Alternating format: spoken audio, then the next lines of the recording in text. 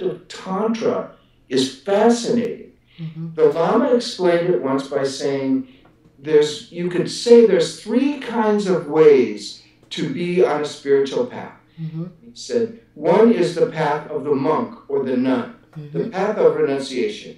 And he said, let's imagine there's a mountain and we all have our path up the mountain. But across the path grows patches of poison.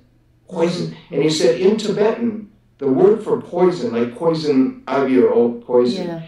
is the same as our so-called negative emotions. Ah, okay. Anger, fear, jealousy, greed. Okay. They're poisons. They poison our system. So the nun or the monk comes walking up the path, sees the poison, and immediately goes another way. Immediately turns from it and finds another path. Right. And that's a totally legitimate way to go. That's fine. Then the Bodhisattva comes up the path, the awakening being who's pledged to heal and enlighten everybody on earth, Mm-hmm. He comes up the path, or she, sees the poison and goes right through the poison and right up. And that's a great path. Okay. Then the tantric yogi comes up the path, and he or she sees the poison and goes right into the center of the poison, even though it may apparently take them off the path. They go into the center of the poison. I reflected on that for years. I pondered that. And I said, that's it. That's what Tantra is. Tantra is going into the center of whatever's going on in your life at that moment. Wow. Mm-hmm. Even and especially when it's a powerful so-called negative or limiting emotion. Okay. All right. I'm having one right now where I am actually in severe confusion, doubt, transition. So what would be the equivalent of me walking into the poison ivy and sitting in the center? What would be that experience if I were to do that? You go right into the center of that poison. You go right into the center of that emotion. And a great way is to have an internal dialogue with the aspect of your personality that emotion represents. Okay. You can say we have many inner selves, right, different aspects. Right. So I'd go to that confusion part. I'd walk right into the center of my part that's confused or in doubt or not faithful or what, not in faith. Right. Just walk in and dialogue with that part. So I'd say, hey, seems like you're having issues, doubt part. What's going on? And just sit and listen. Is that what that? Exactly. Okay. And that's the first exercise in the book. Oh, it is.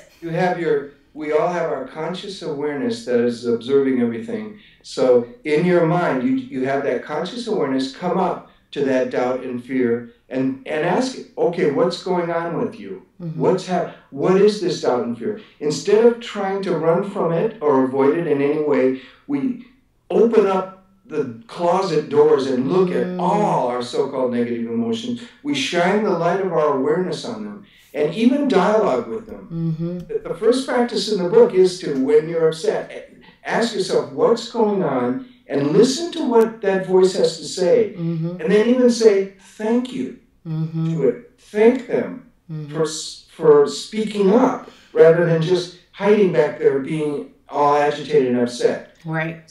Thank them. And then you keep talking to them and you shine the light of your awareness on them. And when you do, that anxiety diminishes in power. It diminishes. When you really dare confront your own fears, especially, it's all based on fears. Right. The Course in Miracles, I think, had it exactly right, where there's two basic emotions, fear and love. Yeah. And everything else comes from that. All our doubt, all our anxiety, all our anger comes from fear.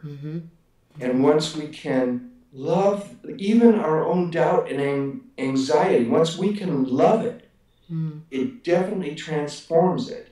Yeah, I love the idea of loving it. It's one thing to accept it. See, I usually go to the place of accepting. I'm in a place of doubt. I accept that. I'll go into it and I'll dialogue and loving it is a different thing altogether, isn't it? It is. If we can embrace it, that's part of us. We have that fear. Okay, that's what is. Yeah. We can embrace that. Yeah. Interesting. In a way, one of the most brilliant books on Tantra, if you look at Tantra, that way, is The Power of Now by Eckhart Tolle. He was on no spiritual path in his 20s. He never read any books or anything.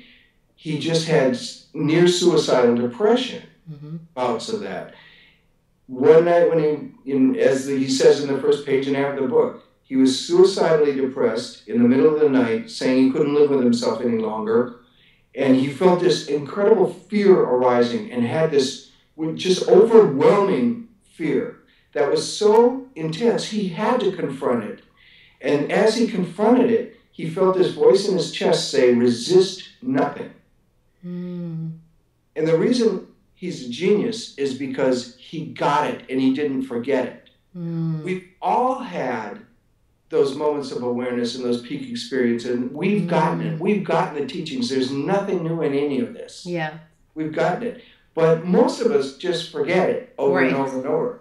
So we need to remind ourselves over and over and over. Yeah. With a new book or a new teacher or something. Yeah. So that book, your initial focus on the book was, there are 3 paths. How do I actually live the third path and actually walk into the poison ivy and be in the center of it? So one is dialoguing with that energy. What are some of the other insights that you found? I mean, that have really kind of changed the way you navigate your life because of that insight. It does, yeah. And there's all kinds of ways when you look around, all these therapies have been developed that are really very effective. Dealing with, our anger management therapies, really quite good and all that. Just pure meditation is really good. Yoga is great. Yoga is great, even for issues like anger and things. Yeah, releasing the toxicity from our bodies and maybe our minds also, yeah. Yeah, it's even, as Eckhart says, even our dog, being with a dog. Yeah. Our dogs keep us sane. No, they totally do, because there's some type of grounded energy and an unconditional love that they have on an ongoing basis. And so it's almost like a reattunement to being grounded when you're with a dog, I think. It's just like, oh yeah, this is what's important. I know I'm all worried, but then if I look at a dog, it kind of focuses you on what's important in life. Yes. It's like food, going to pee, rolling around, sniffing the flowers. I mean, right. It's wonderful. And even the path of Zen meditation is really good. Yeah. Where you do just sit and let all thought go. Yeah. My Zen teacher said, we can all do Zen. We can do it in one breath. He said, just take a breath, and as you exhale, let all thought go. He said, that's it. That's all you need to do. Yeah, good luck. Good luck with that. Then the thought comes back. Then the next breath, let it go again. The thought comes back. The next breath, let it go again. And yes, it definitely takes some practice. But at some point, I can see, at some point you do learn. I spent about 5.5 months at a Zen center. After a few months, we were in what he called samadhi. You did reach a space where there was no thought. There was conscious awareness. You were not asleep, but you were sitting without thought. Yes. And then the trick, though, is to then take that into your life, especially when those overwhelming emotions arise. If you can just let them go in one breath, it's amazing. Yeah. Now they'll come back. Okay, you let them go again. So there's many ways. Sometimes there's a season for everything. Sometimes it's times to grapple with them, to really face them, to dive into the center of that voice. And there are other times just to let them go. I see. What you're saying is that Tantra is one path, but there